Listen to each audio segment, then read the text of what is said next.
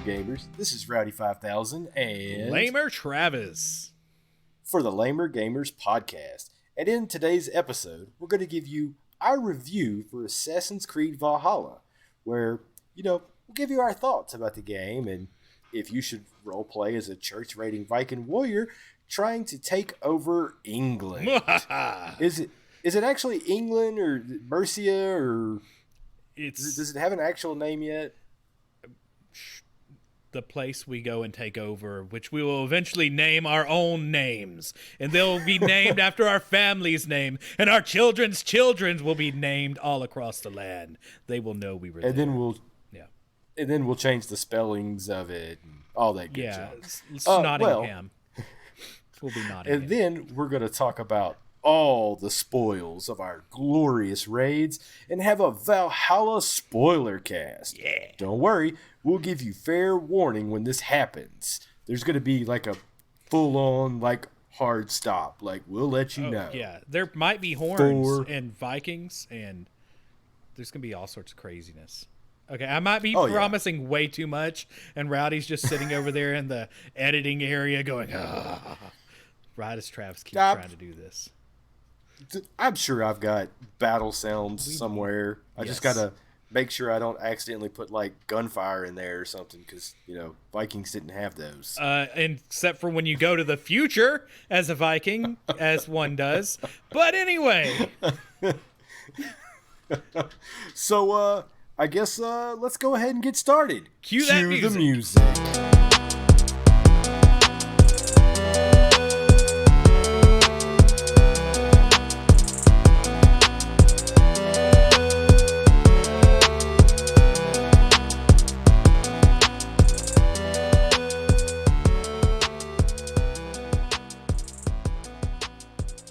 Now, before we press the start button on the news, if you like what we're doing, don't forget to press up, down, left, right, BA start, then like and subscribe on your current podcasting provider, or basically any podcasting provider. Yeah. Also, check out at Lamer Gamers Cast on Twitter and share the show with a lamer you know.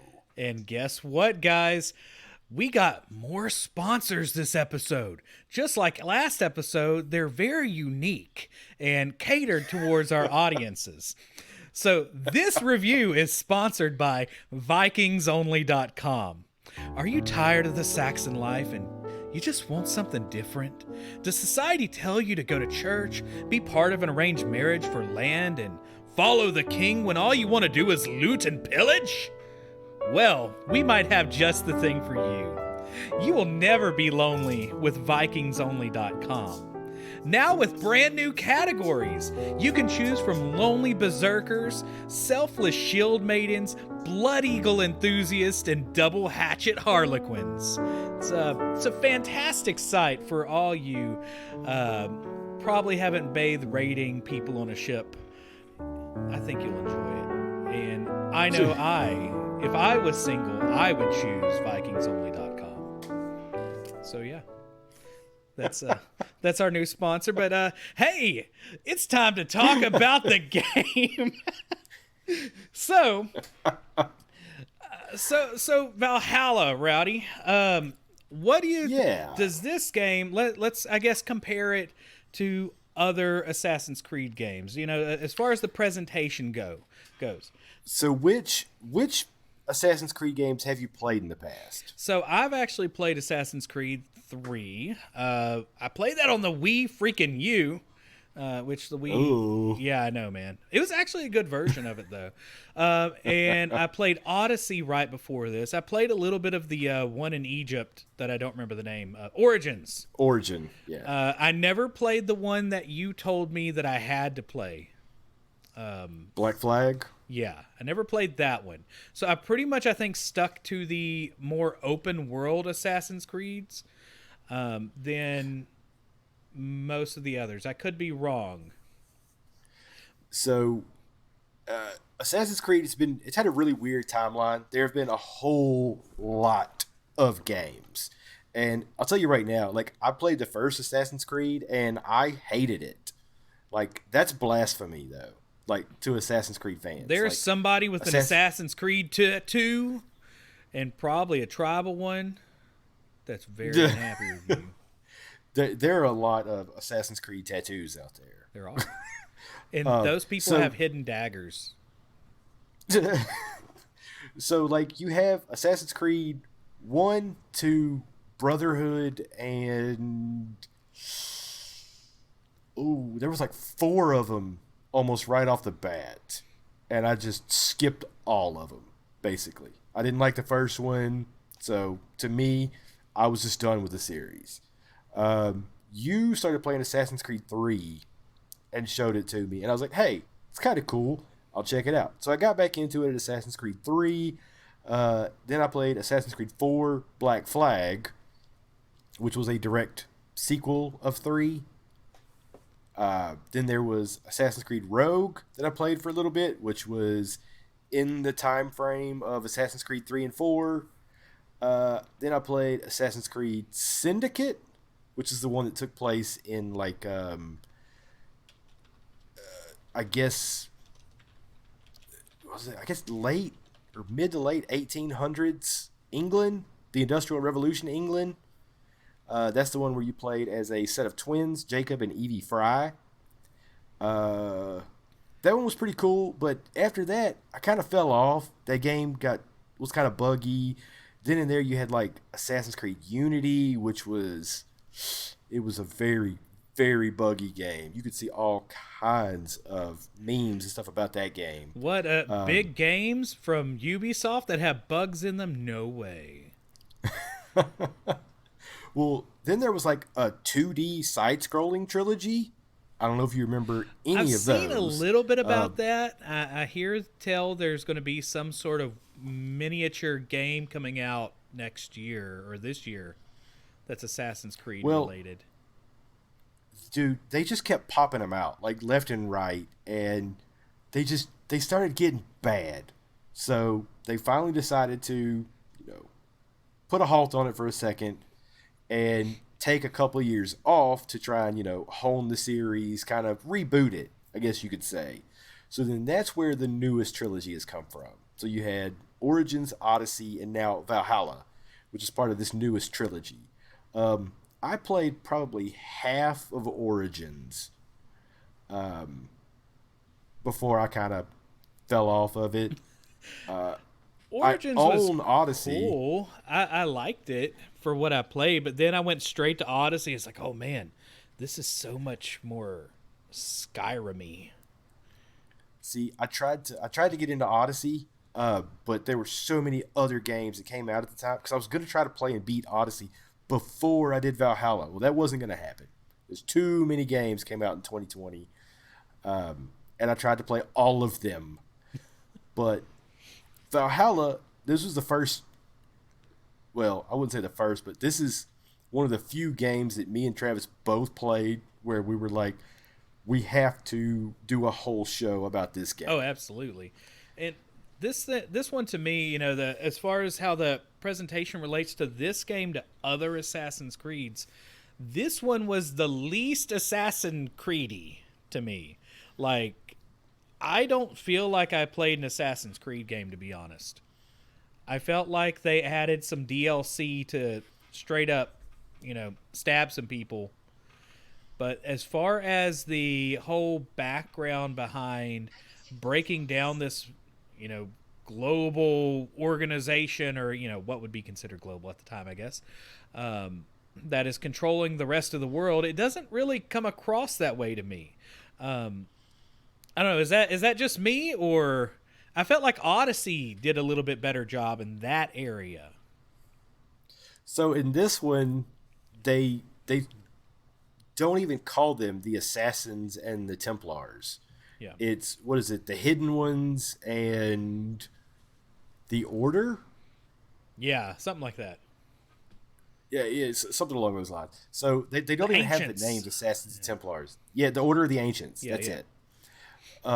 So it was really weird the way that was set up, and like you technically, no, that's kind of spoilery. I'm not going to say that just yet. It's not time for spoilers, Rowdy.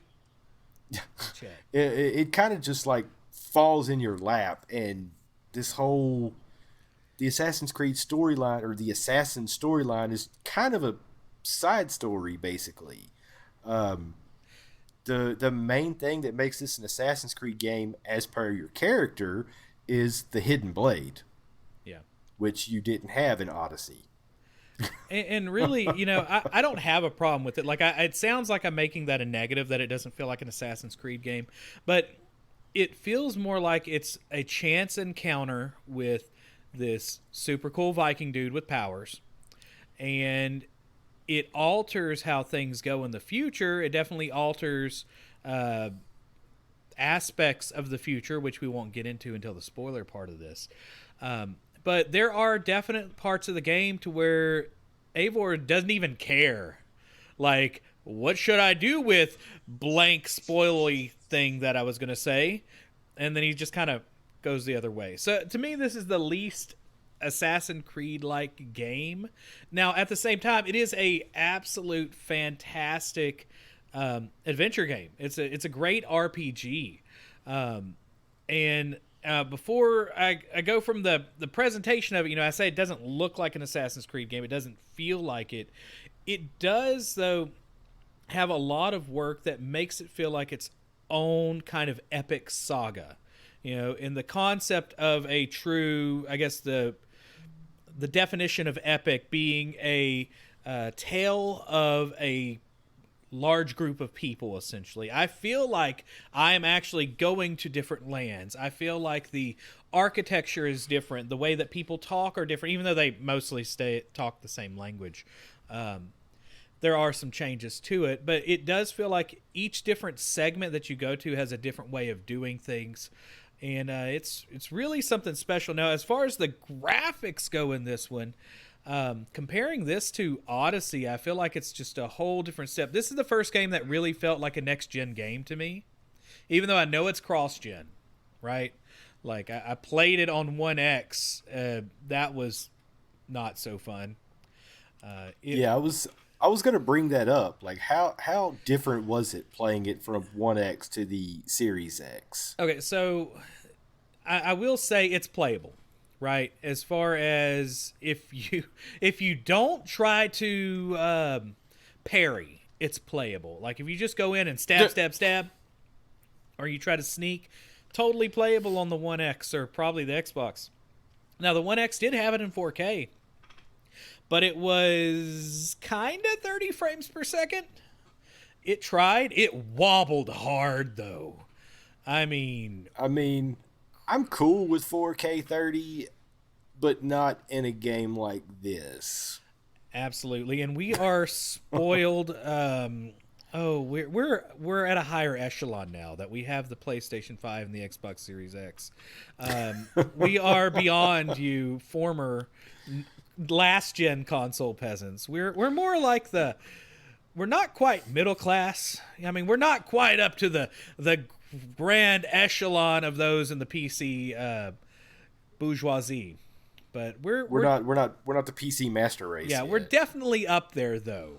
But on the Series X though, and I'm sure as you saw on the PlayStation 5, this game is absolutely ridiculous at 4K 60 frame per second. Now 4K with variable resolution, but it made the gameplay completely different. I went from being able to, just kind of going in there mindlessly, having to hit everything and trying to dodge because parrying was a bad idea that got my face stuffed with axes and hammers and stabby pointy spears and whatever they had in their arsenal.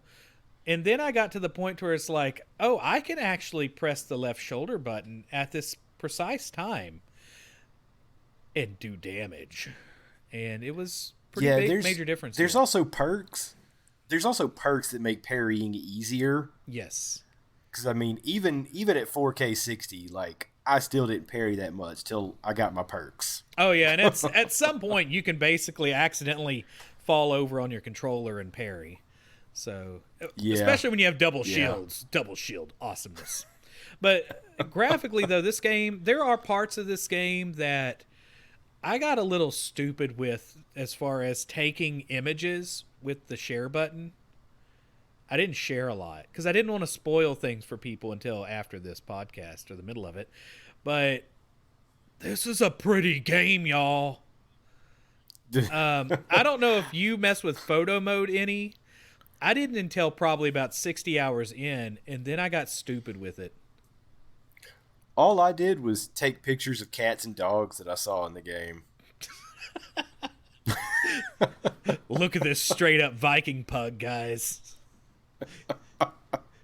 That's basically it. Like, I think I have a lot of pictures of my ship cat. Nice. I remember the first time I played Witcher 3 on the 1X, I'd take pictures of the geese that were following me everywhere. They were far scarier than the demons. Geese will mess you up. What's the old saying? You mess with the honk, you get the bonk. Now, I will say this game has a similar foul. The chickens in this game are straight up Zelda-esque. They will attack you if you accidentally smack them. So I didn't realize it. I actually saw a video online that a lot of Ubisoft games are like that with chickens. The chickens will literally, like if you have just a little sliver of health and you're, maybe by a ledge because you've been fighting on some sort of castle that's right by the coast, they see that you are weak and they will kill you and push you off the edge. Yeah. Yeah. Oh, yeah. Yeah, you have to watch out for chickens. So as far as like the graphics and presentation for me, I played it the whole time on PS5, so I can't tell you back and forth between the PS4 to PS5. But now the PS4 Pro version I know would only do 30 frames 4K. Yeah, and I'm pretty sure it probably looked on par, if not better, than the 1X. Because it seems like the code base was like their targets were the PlayStation before the Xbox. So there was quite a bit of time to where like the PlayStation version was definitely running better. The Xbox version was hardcore wobble fest for the Series X for a while until right before the Yuletide update, and then they totally screwed that. Oh my god. And then they're like, well, if they're going to wobble, everyone's going to wobble.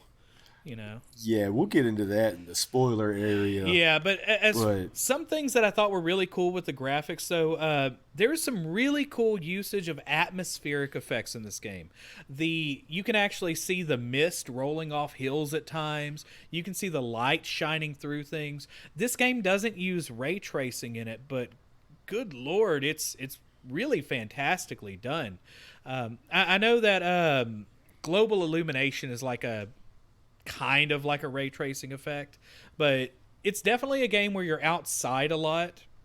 You're not in buildings very often, so they were able to really do some cool looking graphical effects, and also the people looked really good, but it did struggle. I don't know if you had the same problem. It struggled with some of the places up in the north. Once you added snow, basically. Really? Because like the farther north I went in the game, and like when you had like blizzard effects and stuff like that, it seemed like it would kind of dip. Mm-hmm. But that also could have been one of the updates. Yeah. Because I played mostly in the south before the updates happened. Because the north is where it starts to get harder. Like they have it like sectioned off with a different level caps and stuff like that. So when you go farther north, that's when you need to be like, level 250, level 300. And at that point, there was an update in the game. And I thought it was just me being on the PlayStation, but Travis had this problem as well. Mm-hmm. God awful screen tearing. Yeah, so if you don't know what screen tearing is, it's basically when the game is putting out an image to the screen, and part of it has Smacked my mic around like a Viking. Part of it has processed, and then the screen kind of has to catch up, and it makes this kind of ripple effect as it's trying to catch up with it. And that was a pretty big problem. I mean, we are looking at a cross-gen game that was hitting above its weight. So it was kind of expected. It's definitely been a rough start, especially with COVID and everybody's not bug testing anything nowadays. That is one thing that came into play. In fact, I guess I'll segue into that. Sound at the beginning of this game, the first update or two, I kept having sound bugs all the time. Anytime I would jump off of a roof with snow, it would keep going forever. Did you ever run into that issue? I ran into issues with almost everything sound-wise in this game. Okay, so it's not me. I would have times where the music would never stop. Like, there would be a happy event in the game, but it sounded like I was about to be attacked. So, to me, the sound engineering in this game was just absolute dog poop. I mean, I can't tell you how many times, I don't know, I would swing an axe and hit somebody or hit their shield or something, and you would just hear this tiny little plink. And then there would be times when I would I don't know, swing my axe at I don't know, a piece of wood, and then you would just hear the loudest metallic sound ever. It's that's supposed to be a wooden thud, a dense thud sound. I didn't pay attention to it that closely. That's actually pretty entertaining. So it didn't happen.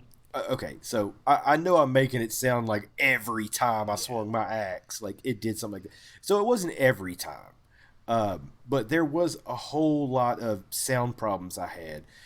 In Winchester, one of the cities in the game, I still don't know what sound it is, but it sounds like, I don't know, somebody yelling in a horror movie. It doesn't sound natural. It may be, I don't know, a dog barking or something. Go back to Winchester and try and listen for this. I can't even describe it.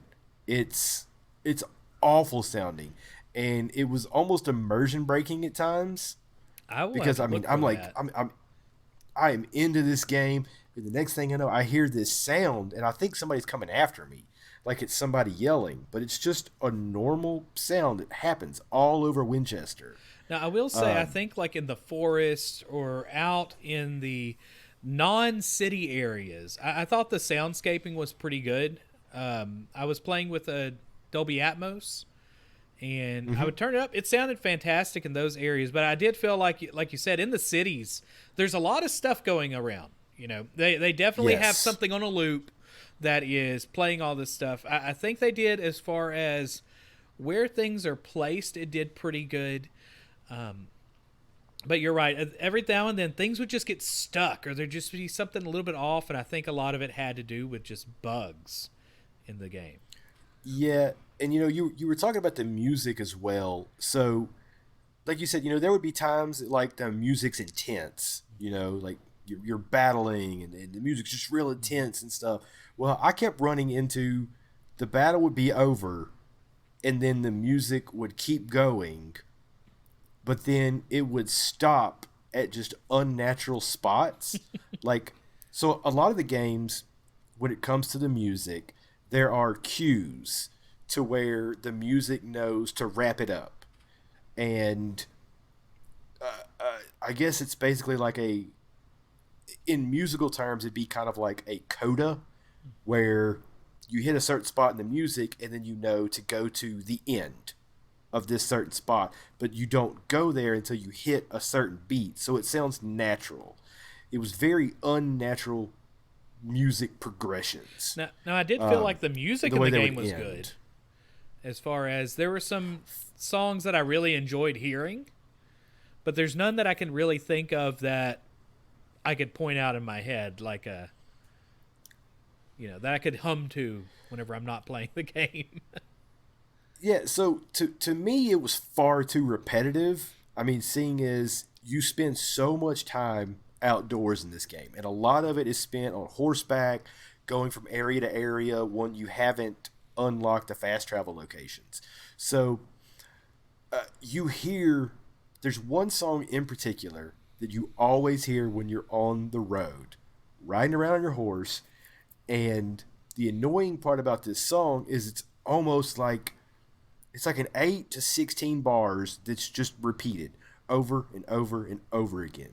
Now, okay, I understand it's supposed to be background music, but you have to have some dynamics in there. You can't just do the same bars over and over and over again. So there was a point when I was trying to hunt down, oh my gosh, I don't even remember what they're called now. Fish. Like The worst lynxes. Some sort of moose. I don't think there's a moose. You have to hunt. Yeah, there's a moose. No, you have to hunt down those guys that are part of the order. Oh yeah, the bad guys. But they're just kind of like, yeah, they're the bad guys. But when you get near them, you hear a horn. Well, to me, that horn sounded very similar to a horn that was in the music.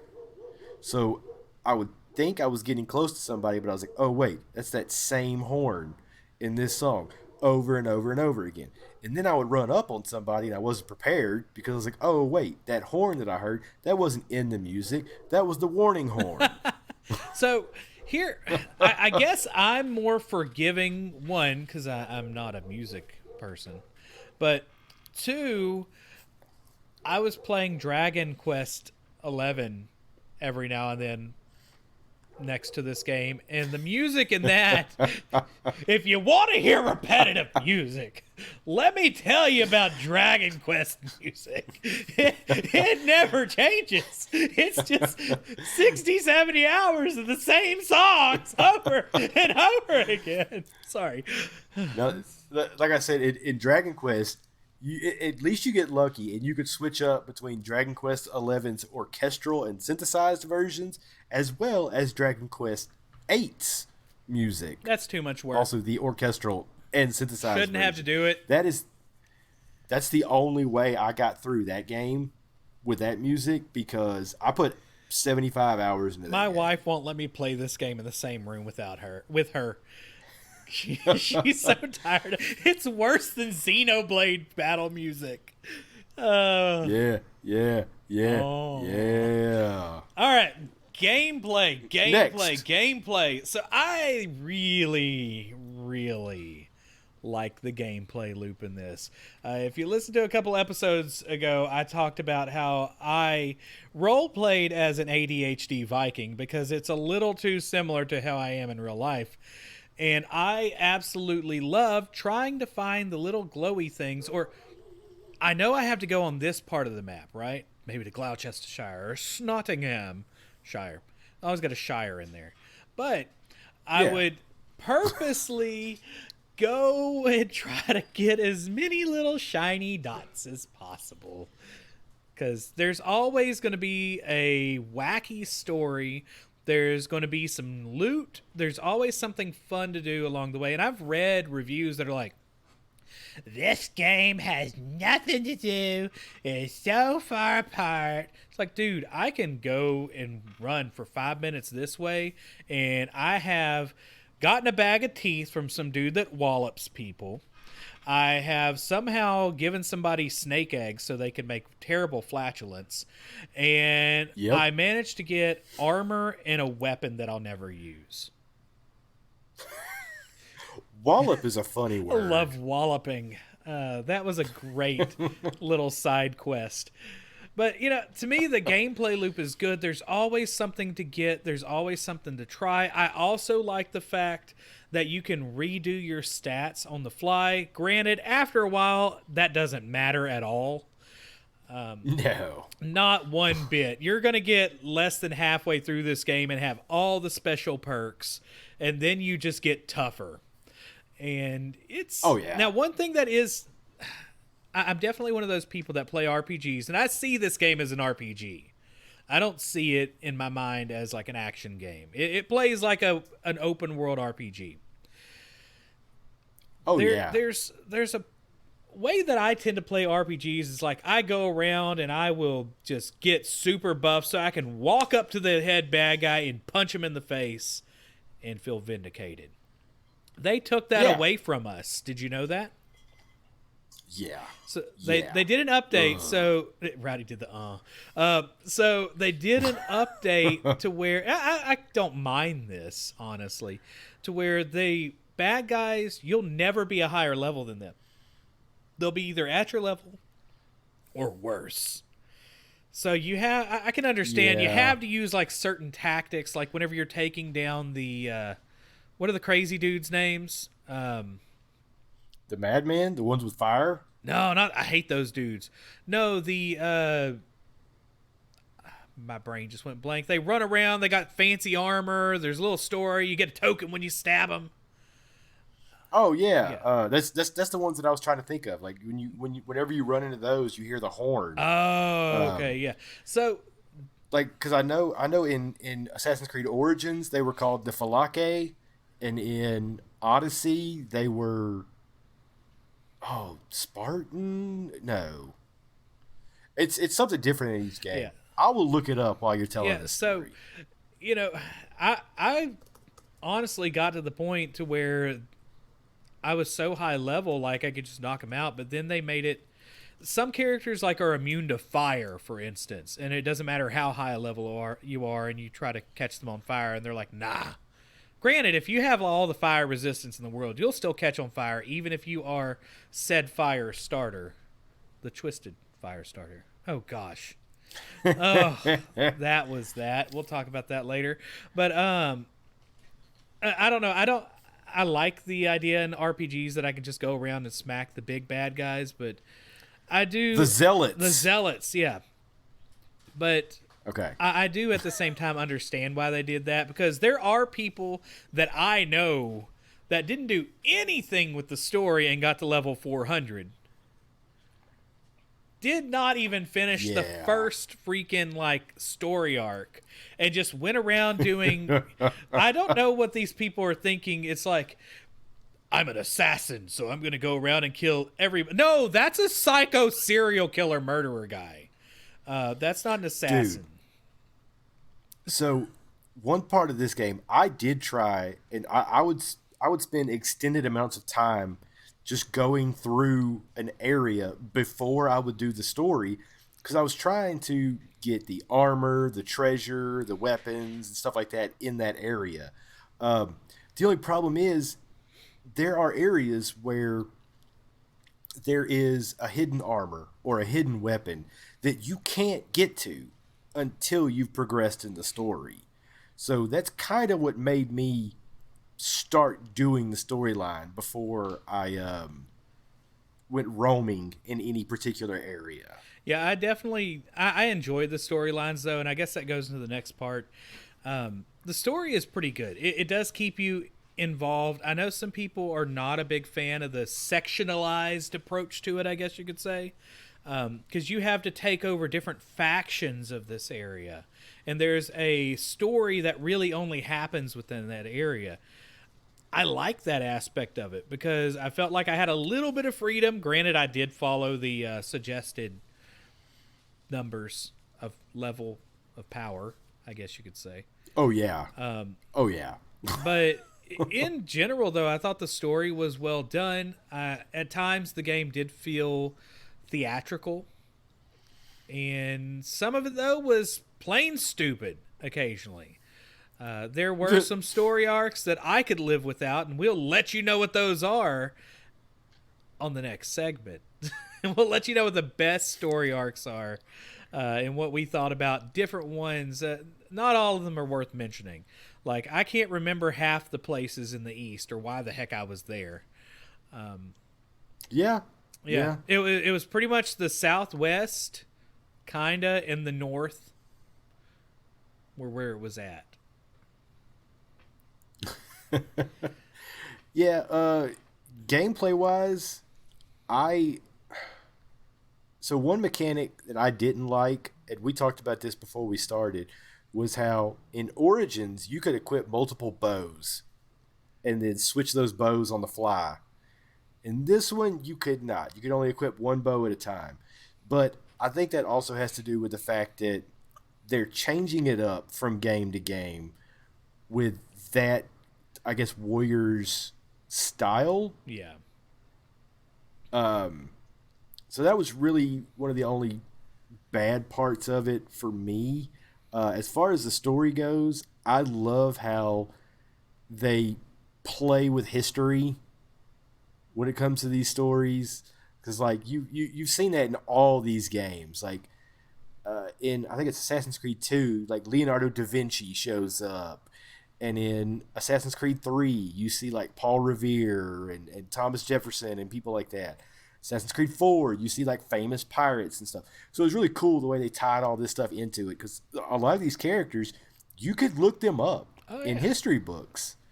But don't look too close, because the history in this game is pretty much the same kind of stuff you get from the guy on the History Channel that looks at you and goes, aliens. Aliens. Yeah, that's the equivalent of the historical backing of these characters. But it's still good. Yeah, it's just funny how they play with it. I really like that. But yeah, story-wise, it was fun. As far as the gameplay loop, like Travis said, there really is, for at least for me, there was enough stuff to do. Like Origins, I kind of fell off of it because it was literally the same stuff every time I got to a new area. Hey, you know all that stuff that you just did in that last area? Do it again. Whereas in this one, you get to a new area and there's just so much stuff you could do.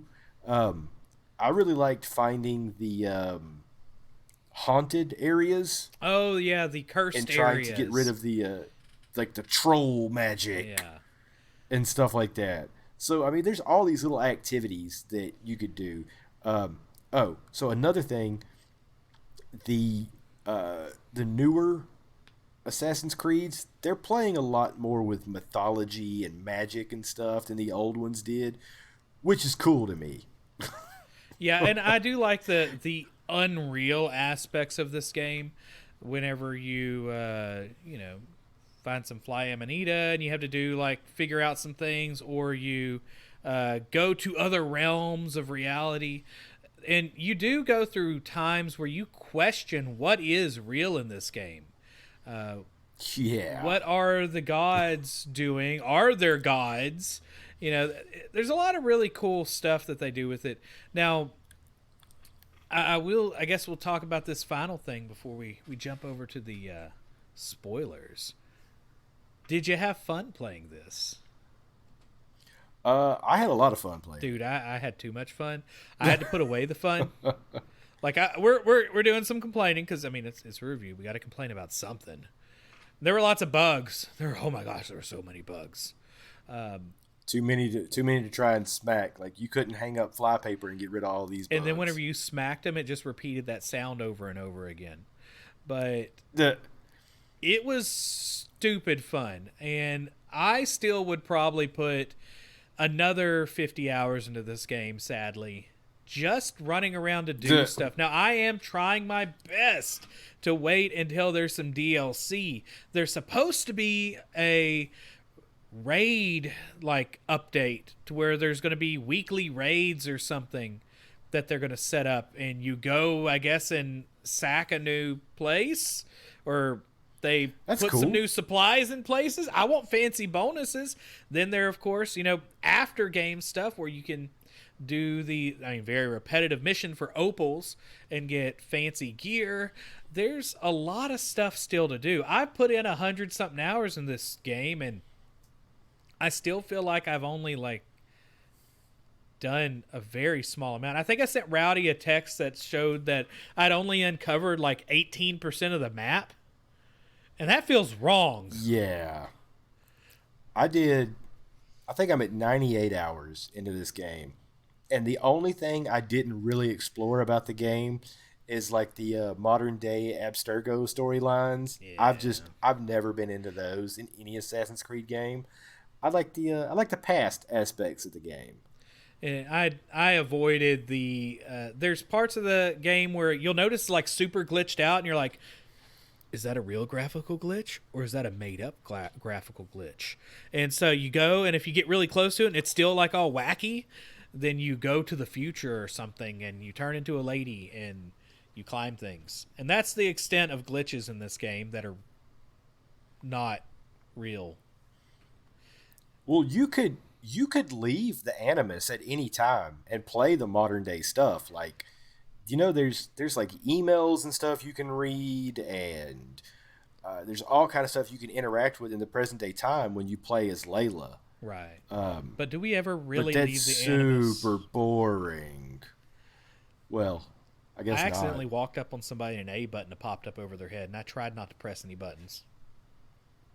Oh, I've been playing snap. this game way too much, guys. So, well, I think it's time. You think it's about time we headed to a spoiler area? I think it's time. So, I guess... All right, so... after the break... What's up? Are we going to have a break? Do we have a break coming up? Yeah, we have a break. So yeah, after this break, like, this is a hard stop right here. Like, spoilers from here on out. Go away if you have not finished this game. Go and play it for 100 hours, then come back, because after the break, it gets wild.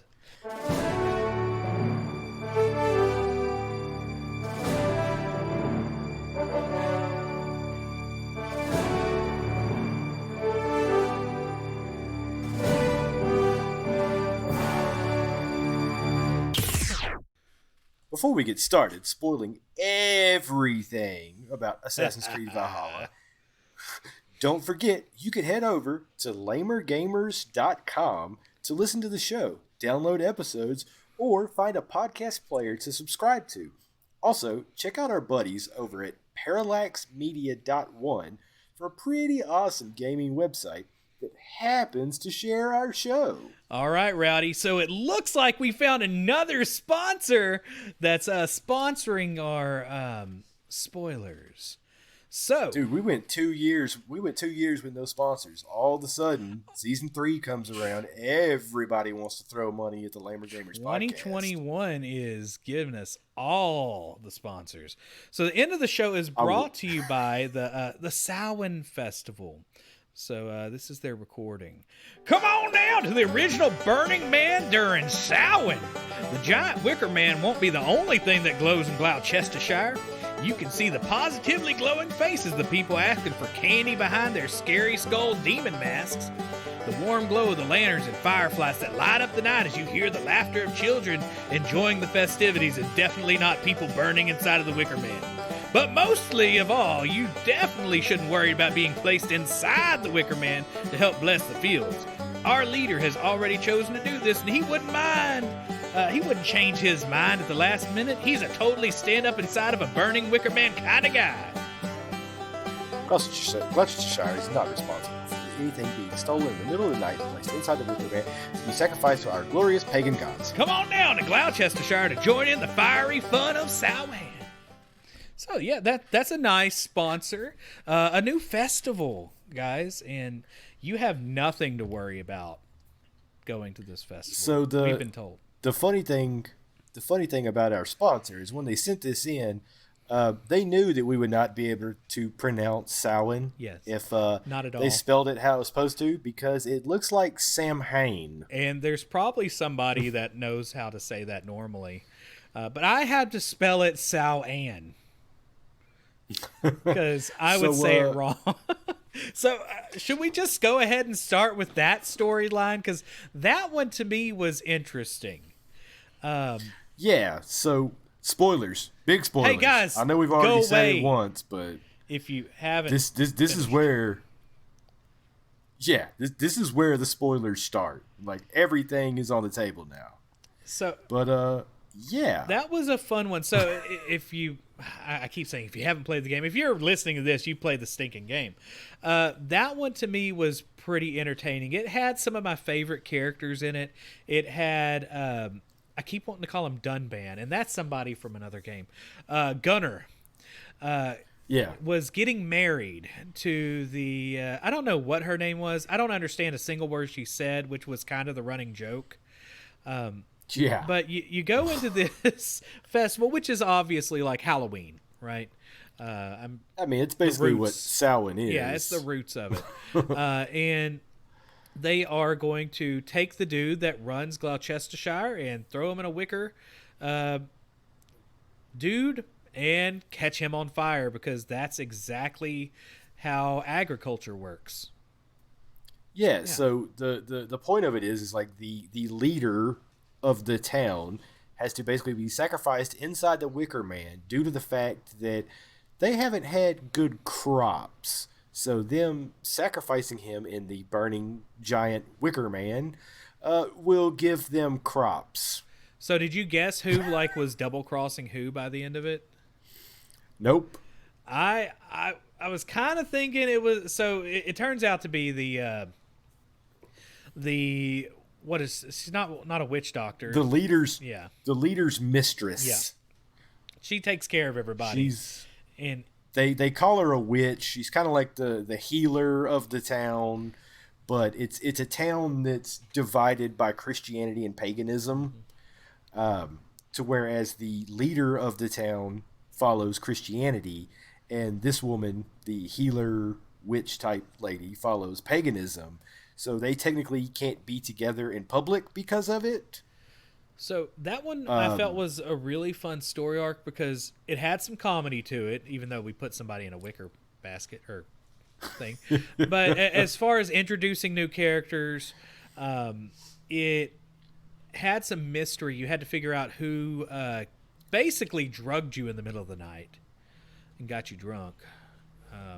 That was an interesting scene. The chicken following you whenever you were drugged, essentially. And they had a lot of fun, I think, with how they portrayed that one. It was definitely one of the storylines I felt like were a little more whimsical until it got really dark all of a sudden. Oh, and by the way, the skull mask was cool. I kind of wish I could use that all the time whenever I had the hood on. Yeah, my skull mask didn't disappear for a long time. So, fun fact, I found a bug. Surprise! A bug in Assassin's Creed Valhalla. Wow. So if you would go into the camera mode to take a picture of yourself with your fancy skull mask and look all intense and kind of like a goth album or something, it would disappear after you took a picture. Every time. Okay. So makes sense. I get really sad that I didn't have my totally cool skull. So, but yeah, dude, this storyline was pretty intense, man, because it's like you think that Home Dude is trying to sabotage everything, that he doesn't want to be put into the Wicker Man and be burned. You would think. You would think, but then just with all the twists and turns, you think that he's trying to frame somebody to where they'll be put in the Wicker Man, then he could still be the leader. I mean, just all these weird twists and turns, and you have to go and you have to speak to the crazy man on the hill, and you have to imitate being a pagan god for a little bit because this dude's crazy and this is the only way he'll listen to you. That was a really fun one too. You had to go around and find. He had things written down throughout, and you had to tell him all this knowledge of these various pagan gods. Yeah. I don't even know if they were like... Just so that he would believe you were. Yeah. I don't know which variation they were, because they obviously weren't the same ones the Vikings were worshiping. So, yeah.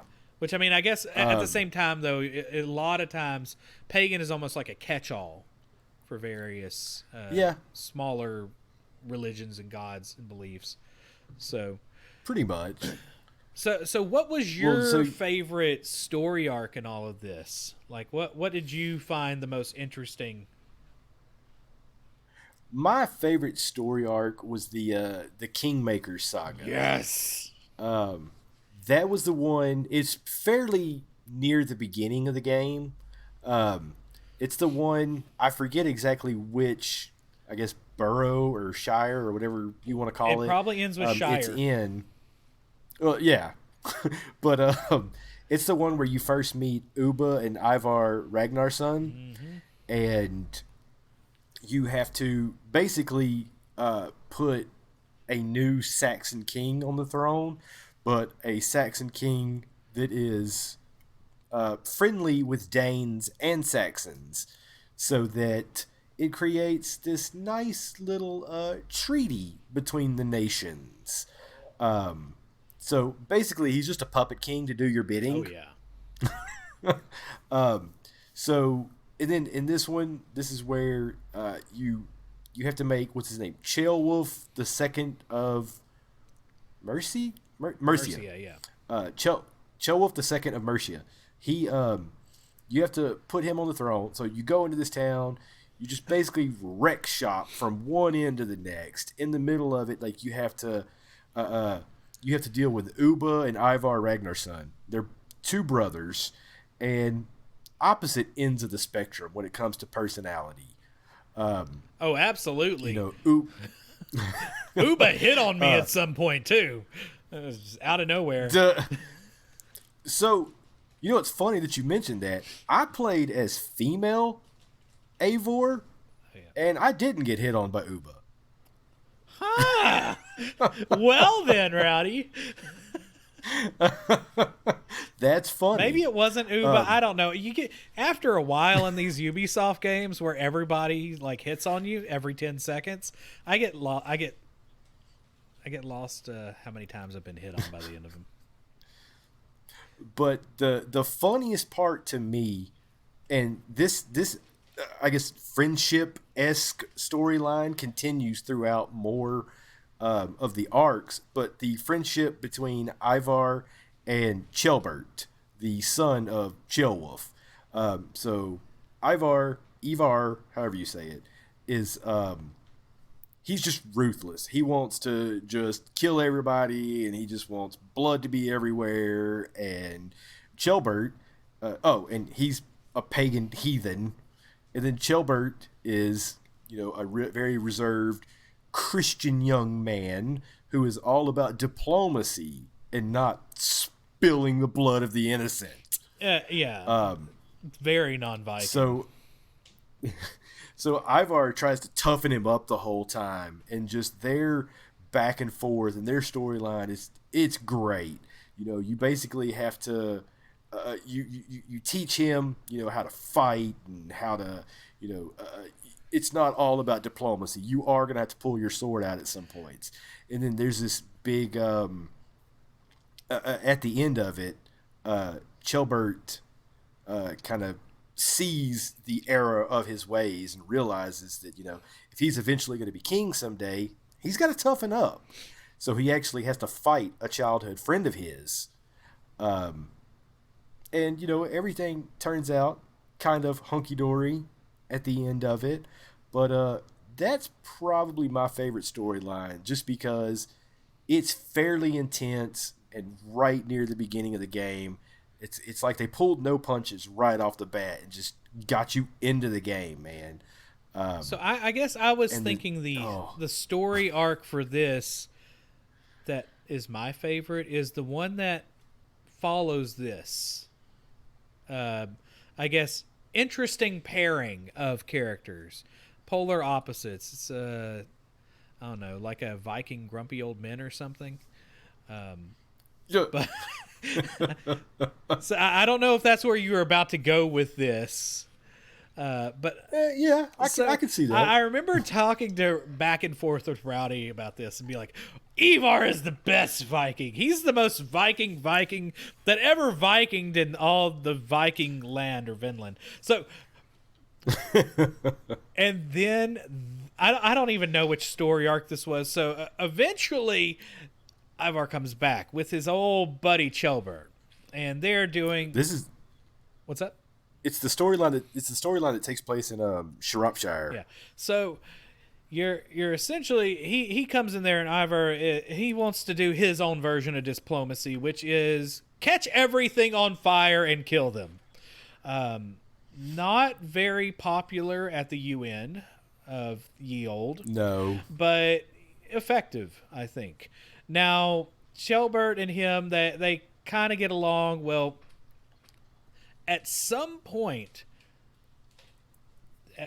Ivar and the king get into words. I don't know if he's a king in this place, but he apparently does not get along with Ivar, whatever you want to call him. And they are going to go storm this dude's castle because Chelbert ends up all sorts of not alive. He's stabbed, and of course the forensic knowledge back then is, oh, it's a blade that happens to be kind of like those dudes' blades. We must attack. Basically, everybody is innocent, and it's not what you think. Oh, yeah. So apparently at some point Ivar wants to be the guy that Ivar is going to attack and you're trying to take over. I wish I could remember his name right now. Says that he'll only King something or other. He's going to die. He only will be killed by a dragon. It has been foretold. Well, guess who shows up like a straight up on fire dragon?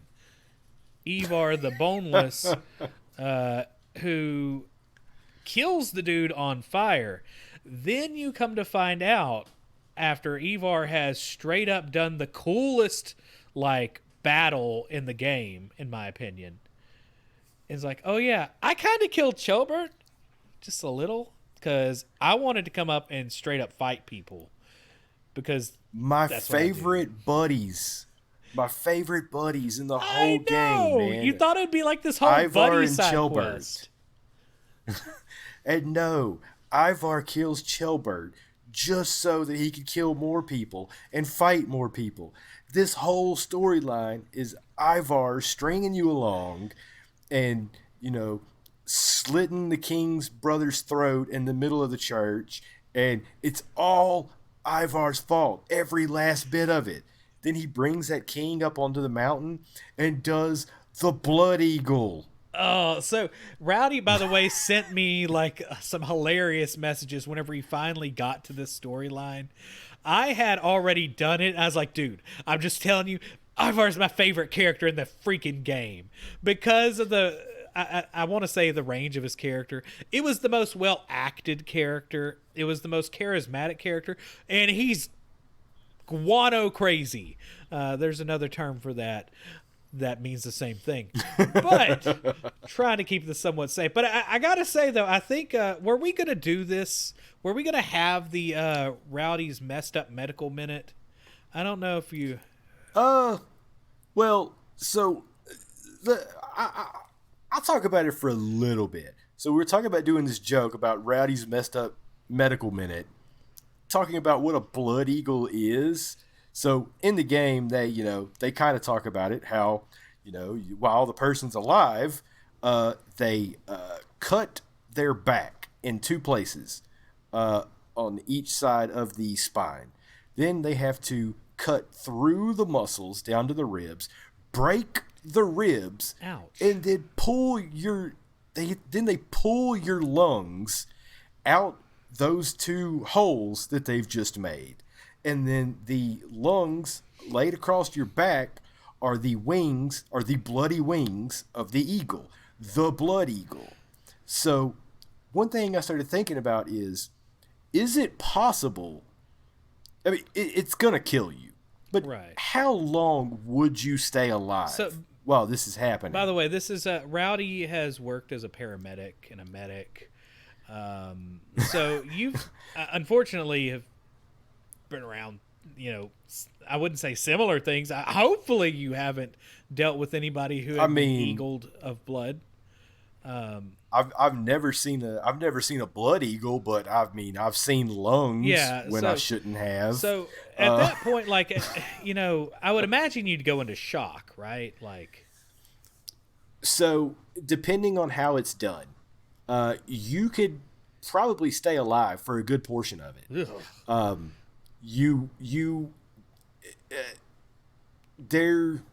So one of two things would kill you from this, either the blood loss or suffocation.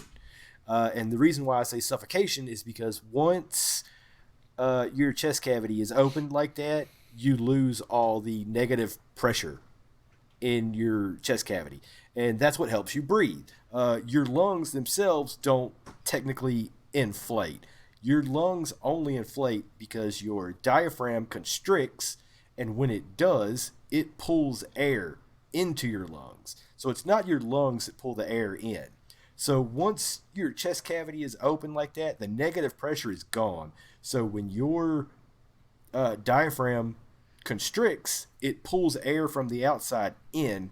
Therefore, your lungs cannot inflate due to the positive pressure that is now in your chest cavity. So you could technically be alive for some of this. And if you make it to the part where they pull your lungs out, you're going to suffocate. So the reason why we even brought that up was because they don't really well, I guess they kind of show it in the game. And obviously, if you're listening to this, I mean, it's an M-rated game. You shouldn't be listening to this if you're not 18. But there's a gross, it's a historical thing. This happened to people. The history of just horrendous. I mean, this is. I mean, it's a ritualistic killing, is what it boils down to, and it's a terrible thing. Yep. But that gives you some perspective on what actually happens to the body. I thought that was an interesting way. I guess your background dealing with trauma and trying to keep people alive, which is the complete opposite of what a blood eagle will do. And the whole reason I thought about that is because in the game, Ivar starts performing the blood eagle, and this dude starts like screaming, and he's alive. And I started thinking about it, and I was like, I guess technically you could be alive while this is happening. Not for long, but you could be. So, so this happens in the game, and then Ivar's like, hey, by the way, I kind of stabbed this kid, which leads to a fight where you take down Ivar. So did you give him your axe, or give him his axe so he could go to Valhalla? Nope. I didn't give him his axe. I denied him Valhalla. I think I did. I don't remember. At that point, I was just like, what just happened? I denied him Valhalla because he killed Chelbert, and all of that mess could have been avoided. I agree. All right. So that to me was the most interesting set of story arcs, the most interesting character. Now the next one to me would be Halfdan. So, which, by the way, is a brother of Ivar and Ubba Ragnarsson. Yes, and they're all straight up crazy. Now, literally though, Halfdan is. You go and meet him up in the north where there's far more snow, and he's straight up being whooping people. Crazy? Yeah, he's whooping people. Oh. Yeah, he's doing wallops with like hammers and weapons. He's a walloping and whooping. He's a walloping and whooping up in the north. Well, it's you come to find out that he's like being all hush hush, that don't talk about this here. No, we can't say this here. Let's wait until there's no ears that can hear. And you tend to find out that the dude is not really too aware of the secret society in the game, as much as he is paranoid schizophrenic. Yeah. Now, they do allude to the fact that he's not a pure paranoid schizophrenic. You definitely run into a lot of schizophrenia in this game, far more than I ever expected. So where people are definitely disassociated with reality, which I feel like the entire game is almost a weird trying to associate back with reality. But he's been poisoned over time by the cups that he's drinking from that are lead. And the person that you think at first is poisoning him, the lady that's doing like all the herbs and stuff, ends up being the good guy in all of this. Yep. I liked him as a character. I didn't really care for the storyline in that area. That's the one where the dude that runs all the money tries to poison everybody with the wine, and it didn't make a lot of sense. Like, there was no exit plan to me. I think I think that whole part was put in there just so that you could defeat a bunch of people from the Order. Yeah, I thought that was really kind of just a dumb one as far as the story goes, but I like the character Halfdan.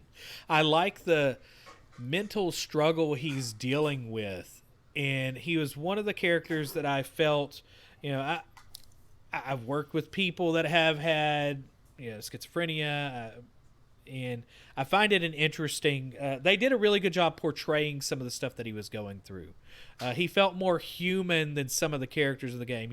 You compare him to Ivar, who is the opposite, and is just this unreal character that has just insane godlike skills almost, or plot armor that's so thick he catches on fire.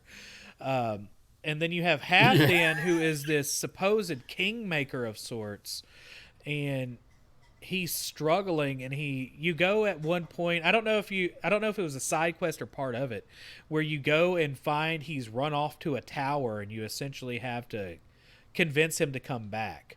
The emotional range in this game, I found really interesting in an Assassin's Creed game, whereas I felt like Assassin's Creed Odyssey was never really that serious. Like, the tone never got that real in parts. But then you have, your brother who's apparently half god with fire in his eyes, 10 feet or 30 feet tall in the next scene. I don't know. It's a weird game, Rowdy. Yeah. Yeah. One last little arc that I want to talk about. It's not technically it's not technically an arc in the game, but it's kind of a storyline where you get Thor's armor.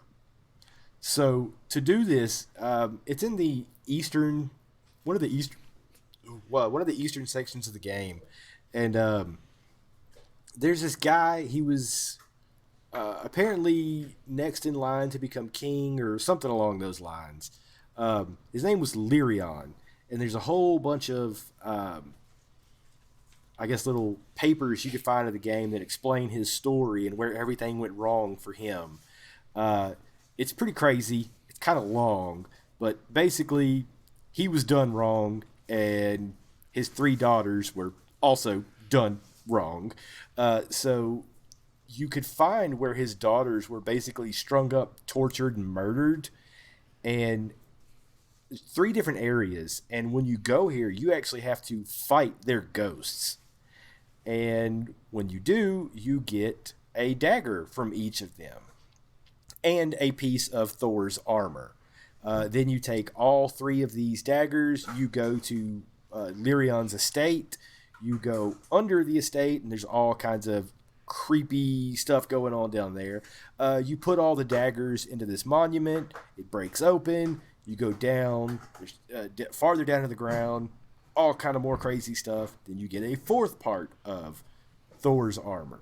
Then to get a 5th part of the last part of Thor's armor, you have to kill everybody on the list for the Order of the Ancients. And then once you have all of that, you get one of my favorite weapons in the game. And we'll talk about that a little later. Yeah. But that little storyline there is pretty cool, man. Yeah, I'll have to read Rowdy's text message that he sent me whenever he completed that later on. But hey, Rowdy. Yeah, there's a lot of curse words in it. You can't read it on that I think it's time for our next sponsor before we get to the stupidest story arcs. Now, for the stupidest story arcs, sponsored by Ratatosk, the god of rap-battling squirrels' latest album, Squeak Ya Mama. Now, with more epic squirrel flighting than you could stuff in your face and hide inside a tree to get ready for winter, you can get a copy yourself. By drinking this stuff, some lady will give you in a hut. You will see so many gods. For real. So many of them. And there will be hidden houses. And it's going to be a mess, guys. But that album is pretty awesome. I would say it's just as good as that one Wu-Tang album that they only printed one of. Oh my God, don't get me started on that. Just more squeaking. It's basically the same thing with squeaking. Oh, right. Okay, so are we agreed with the stupidest story arc? I think so, man.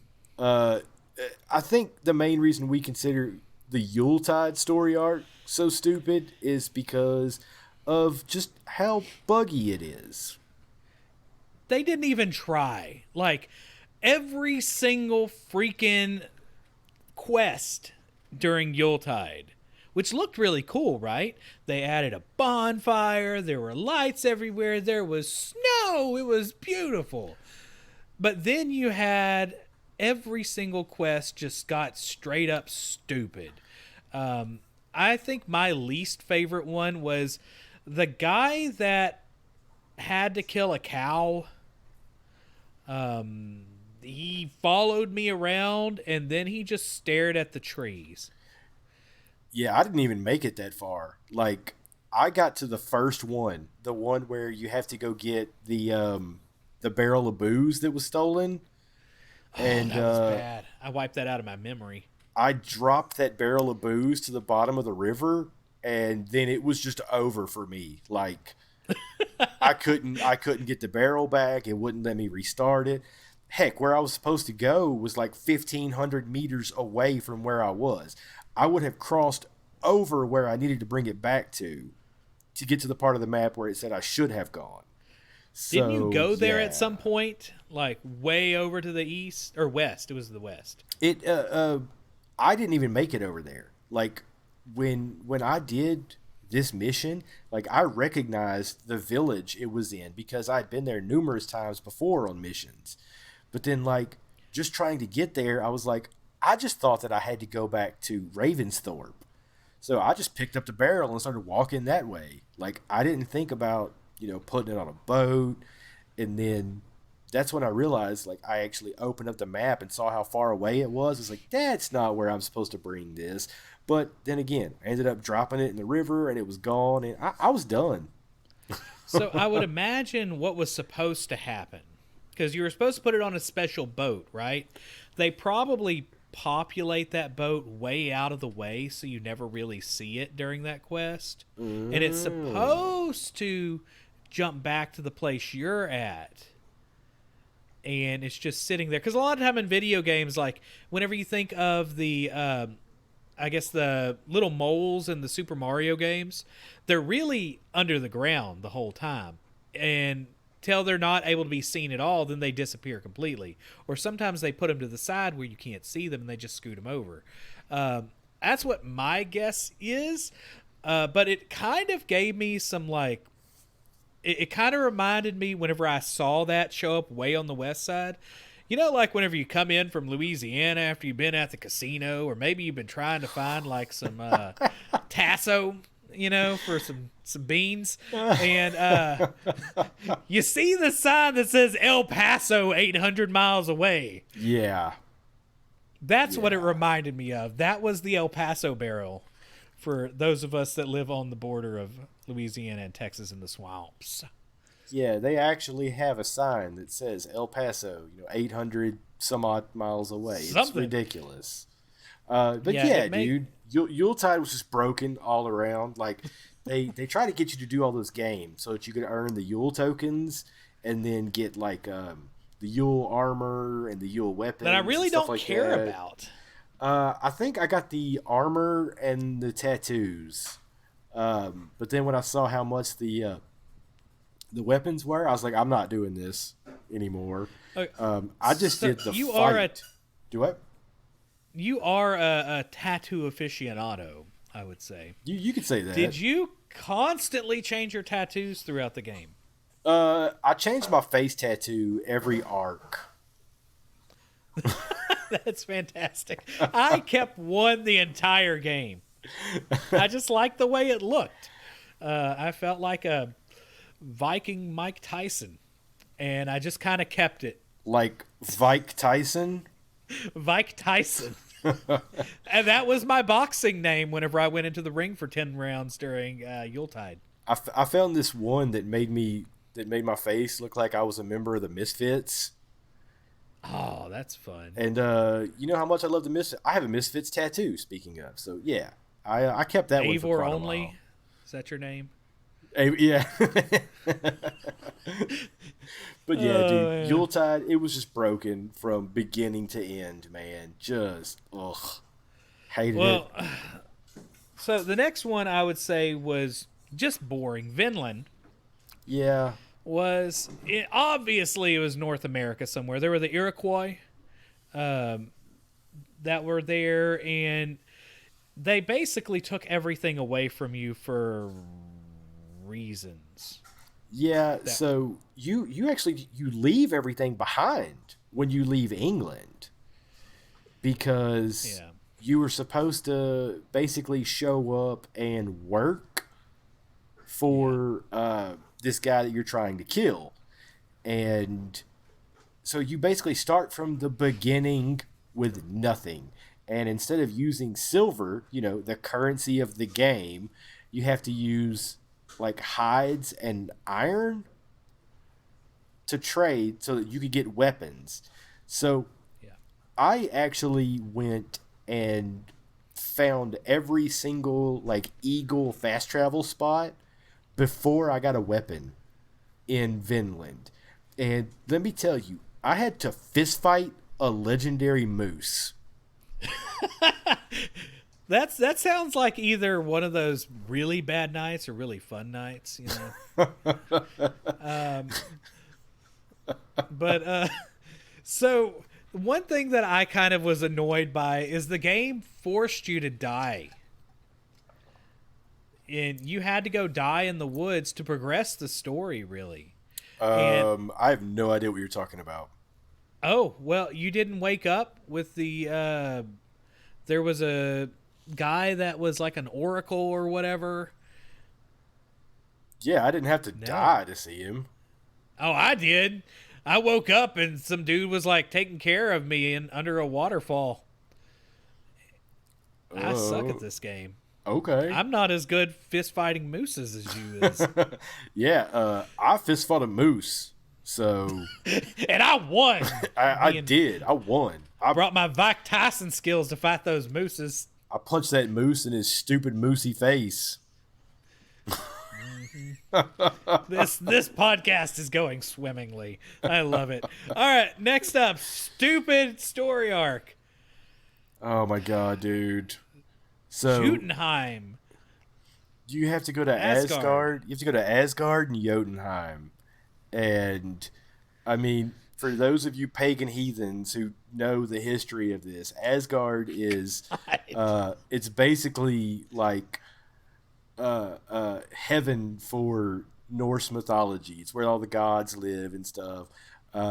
So then there's also Jotunheim, where the frost giants live, and we all know from the Marvel movies that Loki is like half frost giant, and so basically you go to you drink this crazy potion that your seer oracle lady makes, and It's like Kool-Aid that has been on the shelf 5 years past date. yes, exactly.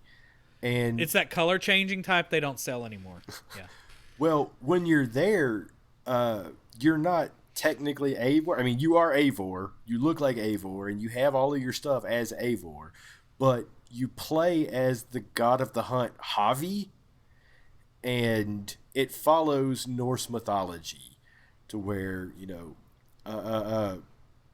Havi dies before Ragnarok starts because he is killed by a wolf who is Loki's son.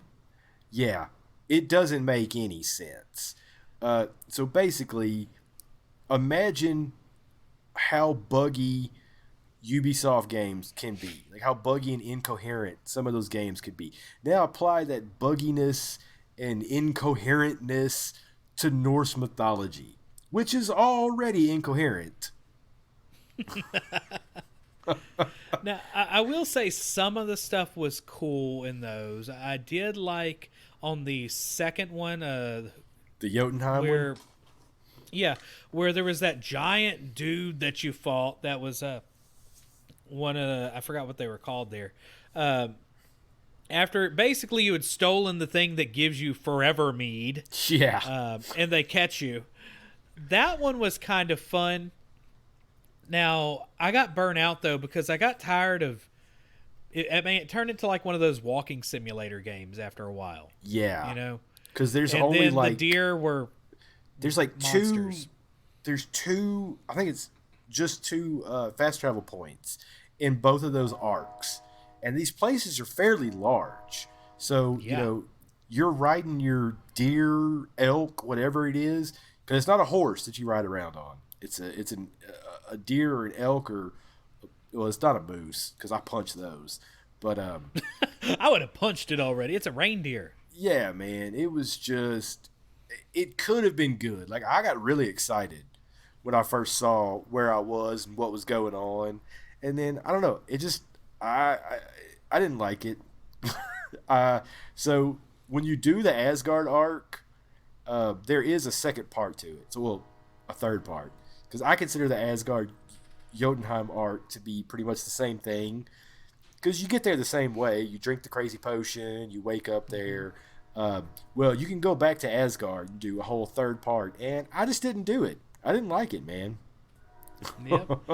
All right. Well, I guess we'll do a quick one on our favorite weapons, and then honestly, though, you know what? I think we could wrap. We probably need to speed up the show a little bit. So I want to let's throw in our final sponsor, and then get this moving. What do you think? Yeah, it sounds good to me, man.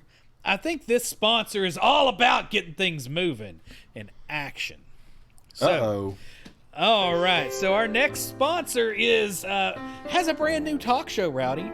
It is Ivar and Friends, the latest talk show, and its target audience is really not really the lamer gamers audience. It's kind of for middle-aged Viking women that are a little bored with life.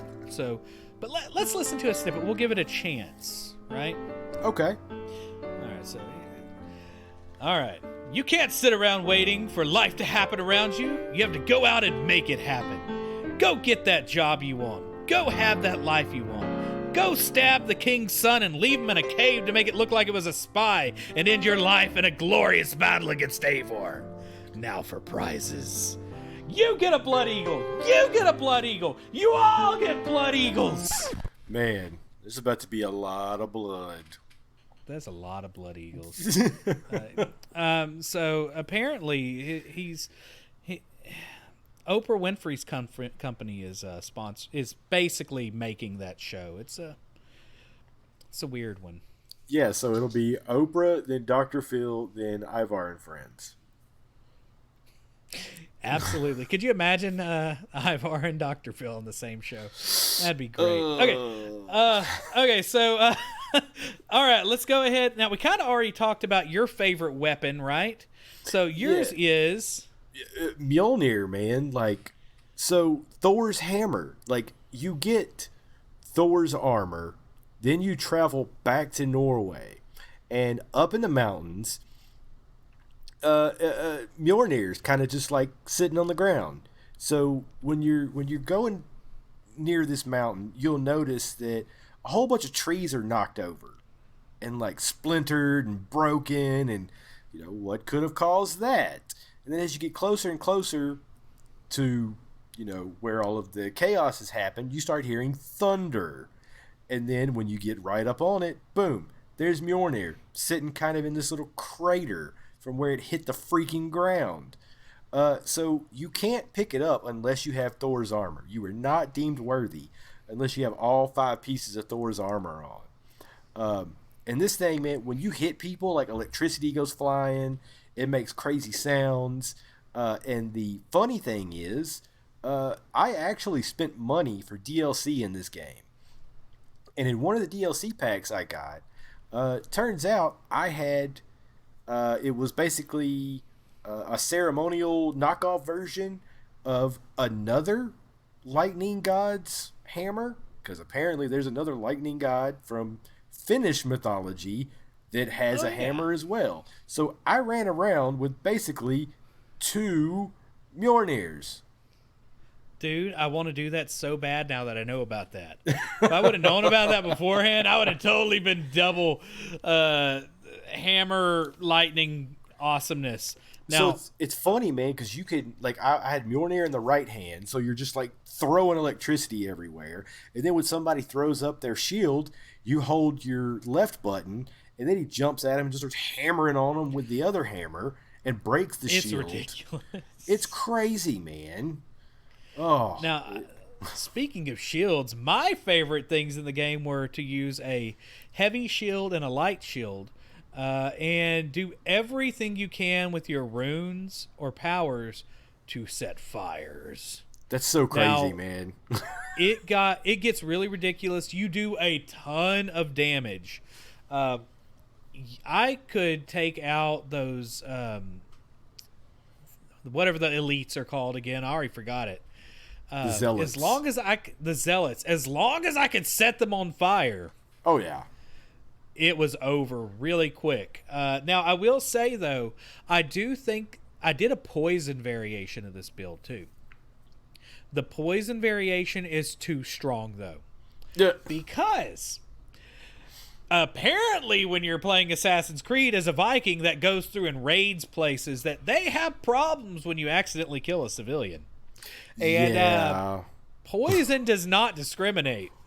Not one bit. And what happens is one of the peasants are like, oh, that dude just straight up passed out. Yeah. I want to do that too. And they just walk in a line, and then when one gets poisoned, they create more poison whenever you have a certain perk. And then the next thing you know, the entire town is dead and you get desynchronized. Yeah. Doesn't happen with fire in the same way. Fire That- is much more concentrated, which makes no sense. Right. Fire, it just doesn't. So I changed. I was like doing poison and fire, which does a ridiculous amount of area damage if you think of it in RPG terms, but it kind of kills all the people you're not supposed to kill. Yeah. Yeah. That's why I stopped using poison. All right, and then finally, the double spears are apparently awesome. Look, man, I tried double everything, man. I did, double axes. That was cool. Double Dane axes, the two-handed axes. That was cool. The double great swords. You basically become a tornado and run at people while spinning these axes. But the best one is the double spear, just because now the spears don't do the most damage in this game, but you could stab so fast with them. You basically run in and you start tapping your hit buttons, and it's just nonstop. And since you attack so fast, it's almost unfair. But at this point, I was really trying to beat the game, and I was able to fairly quickly because of double spears. So everybody should try that if you play this game. Double spears is awesome. But one of the spears I got was actually from the Ubisoft or Club Ubisoft or whatever, because I signed into my Ubisoft account, and you get points for all the achievements you get in the game, and then the next time I play a Ubisoft game, I redeem the points that I got in the last game for DLC for the new game, and that was one of the spears I got. Nice. Awesome. All right, so I feel like we've talked about our favorite supporting characters. Were there any that you wanted to add? That Chellbird. I mean, I really like Chellbird, man. I hated that he cool. died. Same here, but Evar, man. What were some other good ones? Soma was pretty awesome. I like the Berserker dude that had a wolf. I mean, had a bear. But then he's on my team now. He rides on my boat. Dude, let's talk about the DLC that I got in this game. So, like I said, I was playing so much of this game, I was like, you know what? I'll drop an extra $20 for DLC in it. And I bought some mounts, or it was a couple of packs. And I got weird mounts and weapons and stuff like that. So I'd mentioned that I got the ceremonial, knockoff version of the other Thunder God's hammer. Yeah. I got a wolf to ride around on. Heck yeah. It's not just like a wolf. Like it's a horse-sized wolf. It's a freaking dire wolf that you ride around on. And there was also another one that was it looked like it was made out of black leather and had fire all over it. That was a wolf that I had. As far as birds went, I had a bird that was called the phoenix. It was on fire. But I stopped using that one because you know how your bird flies around you and Yeah. you could see the birds like when you're fighting and stuff. I kept wondering what the heck that fire in the sky was. So I got rid of that. And the main one that I used was a pigeon. Nice. So, all right. So, move on to my least favorite enemy in the entire game. I just ran up on the young Lynx and the old Lynx. See, I've Dude. made a fire-breathing shield monster of a character that apparently can take down entire civilizations. I could go and raid a church without honking my horn to get my friends to come with me. But an old lynx and a young lynx will take me down, crawl on my back, and eat my brain like nothing. It's because you didn't have double spear. Should have had double spears. Don't go after it with fire shields because they will just crawl on your back and think that you taste delightful. You have to have quick weapons to fight them, man. They're so quick. Yeah, and other than that, though, like the fire maniacs, they were dumb. Dude, a lot of the big berserker characters were super annoying, not because they were hard to kill, but because when it did their little death cutscene, it took too long. Yeah, and have you ever been tossed off of a mountain? Some of the big dudes will throw you off a mountain. I have been tossed by them, but not tossed off of a mountain by them. I have. I got tossed off of a building and a mountain. It was not cool.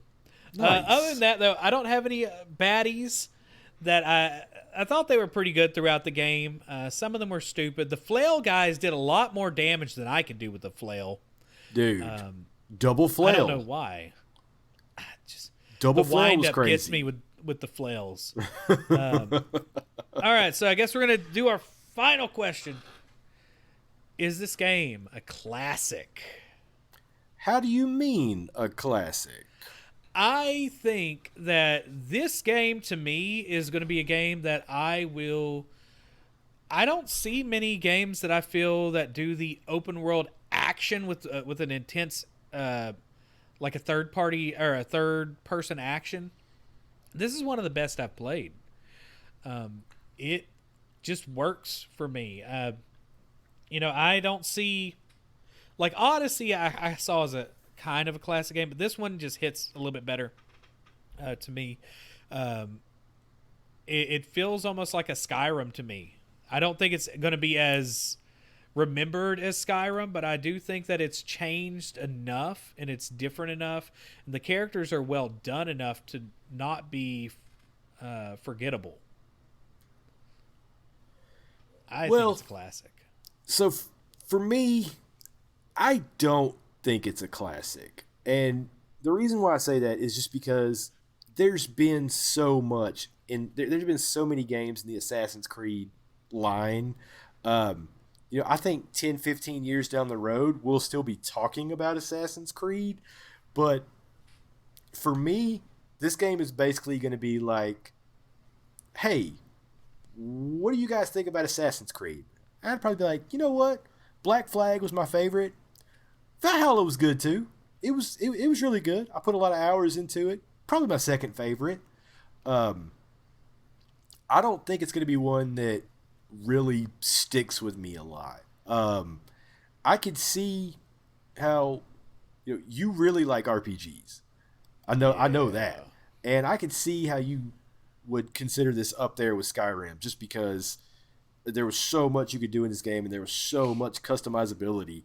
But to me, it's a better version of Assassin's Creed. I know that sounds ridiculous. I could see that. it's an Assassin's Creed game, but to me, it's just a better version of Assassin's Creed. Yeah, I think a big part of it is the story and the storytelling in this game is what works for me the most. Yeah. And I feel like I'm going to remember the character Eivor more than I would the other Assassin's Creed characters. I'm going to remember that I had a tattoo that made me look like I was in the Misfits. That's right. All right, man. I think it's time to end. This went longer than I thought it would. I mean, they always do when you have both of us on the podcast. Yeah, that is true. All right, guys. Well, hey, we'll be. There might be a podcast next week. I think this is going to release on our normal schedule. I might try to do one this weekend just to have one sort of back-to-back week. We'll see what happens. I don't know what my weekend's going to look like. But, hey, Rowdy. What's up, man? Thanks for recording. This is awesome. Oh, no problem. We'll have to do more of these in the future. So I know there's not a lot of games that we both die hard play. So if we do SpoilerCast in the future, I was thinking about doing one for, what is it, Hyrule Warriors Age of Calamity. I still need to play that, though. Okay, because I was going to say, if it was a game that you're thinking about not playing, I was going to say we could both be on it and kind of do a question-answer interview type form. Mm-hmm. But maybe for different games that, like, you play but I don't want to play and vice versa. We'll, gotcha. Because this is really we try our first... to convince the other person to play it. Basically. Now, I do know the next game that I'm about to jump into is Torchlight 3. That just hit Game Pass. I'm still on the fence with Cyberpunk wanting to finish it. I sent Rowdy a message like, dude, I'm sold on this game after 6 hours. Oh, but I hit a couple bugs, Rowdy. I'm gonna play the hell out of that game once it's finally all the bugs are gone and it's all worked out. It's kind of like how I didn't play The Witcher 3 till like 5 years after it was out and all the kinks were worked out. I didn't play until after that. But all right, man. I can't think of anything else for this podcast. All right, guys. I guess we will see y'all on the next Lamer Gamers podcast. Thank y'all for listening. Our numbers are up again, so that's cool. If you like this kind of show, let us know on Twitter. Give us some feedback. Let us know if you hate the sponsors, love the sponsors. I mean, we're sellouts right now. I like them. So, that's all I got. Rowdy, you got anything else? That's going to be it. You guys have a good one. Adios.